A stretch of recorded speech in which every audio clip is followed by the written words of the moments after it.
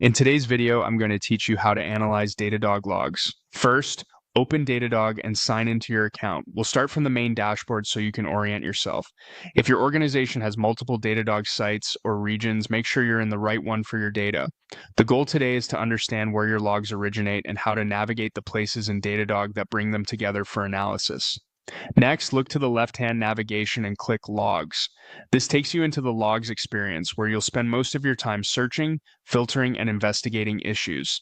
You'll notice a search bar, a timeline, and facets on the side when logs are flowing. If you're just getting started, you may see onboarding prompts that help you connect sources.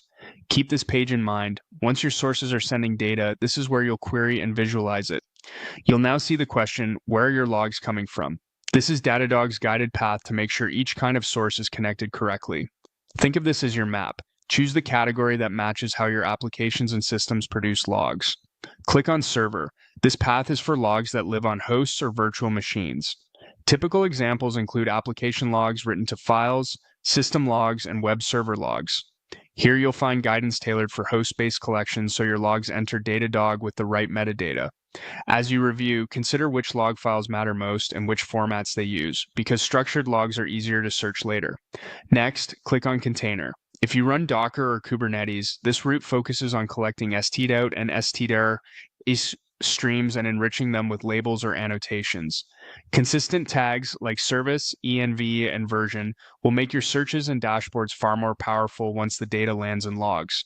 Then, click on Cloud. This groups cloud-native sources such as managed load balancers, serverless functions, and platform audit trails. Centralized cloud logging can dramatically reduce blind spots. Align your cloud accounts and regions with the Datadog site you're using so events arrive where you expect them. Click on Client. This is ideal for front-end and mobile logs tied to user sessions and errors in browsers or apps. It helps connect what users experience with what your back-end records. Be mindful of data minimization to keep only what's necessary for troubleshooting. Finally, click on Other. Use this when your source doesn't fit a predefined path or when you're sending logs directly through a generic intake. It's a flexible option that still supports tagging and normalization. With your sources understood and connected, you'll be ready to search, filter, and correlate logs confidently in Datadog.